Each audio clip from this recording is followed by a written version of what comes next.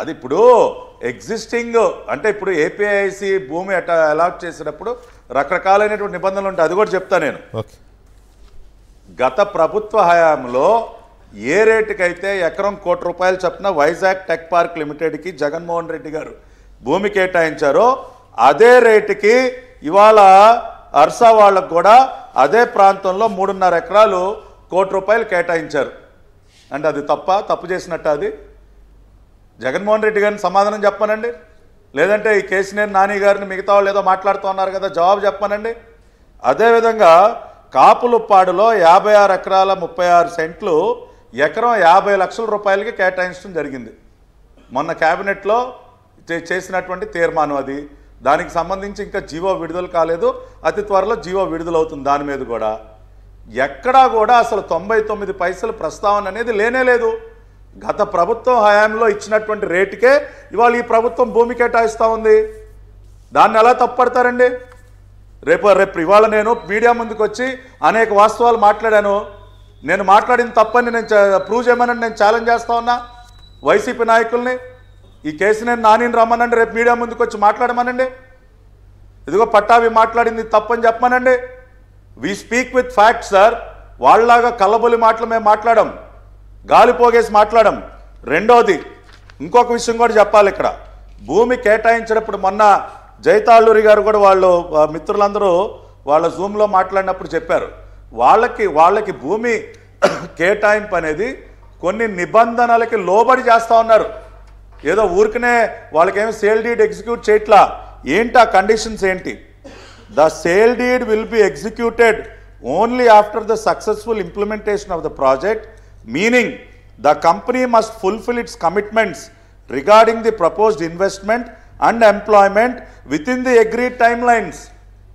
ఇప్పుడు అర్సా కంపెనీ వాళ్ళు పెడతానన్నటువంటి పెట్టుబడి పెట్టిన తర్వాత, వాళ్ళు క్రియేట్ చేస్తానన్నటువంటి జాబ్స్ క్రియేట్ చేసిన తర్వాత మాత్రమే వాళ్ళ పేరుతో సేల్ డీడ్ ఎగ్జిక్యూట్ చేస్తారు. అప్పటి వరకు సేల్ డీడ్ ఎగ్జిక్యూట్ చేయరు, కేవలం ఒక అగ్రిమెంట్ మాత్రమే చేసుకుంటారు. మరి ఈ కండిషన్ వల్ల అంటే ఈ కండిషన్ ఏంటి? దోచిపెట్టమా?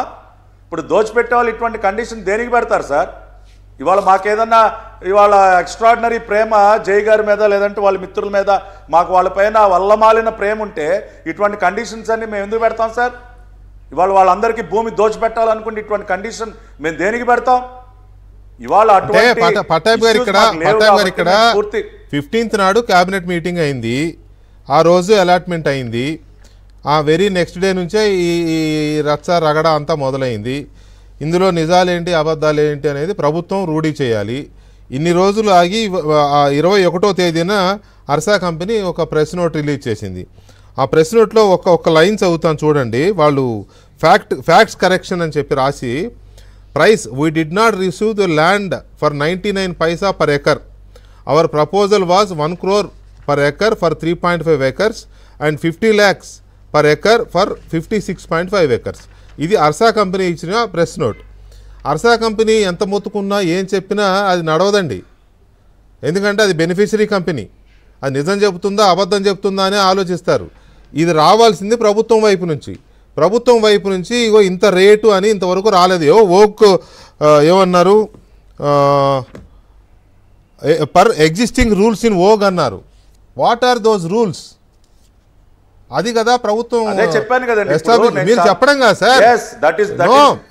ఇది ఓరల్ గా చెప్పేది కాదు కదా. You have to issue a note are order what ever. Already sir, for your kind information a rejoinder was issued by the government on land allotment to Ursa. దానిలో చాలా క్లియర్ గా share holders ఎవరు, వాళ్ళు ఎంతెంత పెట్టుబడి పెట్టారు, దానిలో ఏ conditions పెట్టారు. ఇదిగోండి, ఇది ప్రభుత్వం వైపు నుంచి అధికారికంగా ఇచ్చినటువంటి రిజాయిండర్. ఇది వాళ్ళ అనేక సోషల్ మీడియా హ్యాండిల్స్ లో కూడా ఈ రిజాయిండర్ తిరుగుతా ఉంది. ప్రభుత్వం చాలా స్పష్టంగా వివరణ ఇవ్వటం కూడా జరిగింది, మీడియా వారందరికీ పంపించడం కూడా జరిగింది. స్వయంగా ప్రమోటర్స్ కూడా మీడియా ముందుకు వచ్చి మాట్లాడారు. ఇంతకంటే ఇవాళ ఒకటే చెప్తా ఉన్నాను సార్, కాదు సార్, ఒకటే చెప్తా ఉన్నా. ఇవాళ ఎస్, ప్రభుత్వం ఇచ్చినటువంటి రిజాయిండర్ లో చాలా స్పష్టంగా వాళ్ళు చూడండి, నేను చదివి వినిపిస్తున్నా. It is clear the previous government has also made allotment of land to Vizag Tech Park Limited at 1 crore per acre. The current allotment is also proposed at the same 1 crore for 3.5 acres at Madurwada and 50 lakhs for 56.36 acres. This was proposed in view of the view to need to attract investments into Vizag. చాలా క్లియర్గా rate కూడా mention చేశారు కదా ప్రభుత్వం ఇచ్చినటువంటి రిజైండర్లో. ఇవాళ 99 పైసలను ఆరోపణ చేస్తున్నటువంటి వారి దగ్గర ఏం ఆధారం ఉంది సార్? అసలు ఏం ఆధారం లేకుండా ఇవాళ రాష్ట్రానికి పెట్టుబడులు వస్తామంటే కడుపు మంట. ఉత్తరాంధ్ర నాశనం అయిపోవాలి, విశాఖపట్నం బాగుపడకూడదు. గతంలో లులును తోలేసినట్టు ఇవాళ వస్తున్నటువంటి ఇన్వెస్టర్స్ ఎవరిని రానివ్వకుండా రాక్షస మూకలాగా అడ్డం పడుతూ ఆధారం లేకుండా ఆరోపణలు చేయటం. రెండోది వీకే గారు ఇవాళ చాలా పెద్ద సత్య హరిశ్చంద్రుడిలాగా మాట్లాడుతూ ఉన్నాడు విజయవాడ ఎక్స్ఎంపీ కేసినేని నాని గారు. ఇవాళ నేను సూటిగా ఆయన్ని కూడా అడగదలుచుకున్నా, ఇష్టానుసారం మాట్లాడటం. ఆయన ఏం మాట్లాడుతూ ఉన్నారండి? సతీష్ అబ్బూరి ఇవాళ ఈ ఉర్సా క్లస్టర్స్లో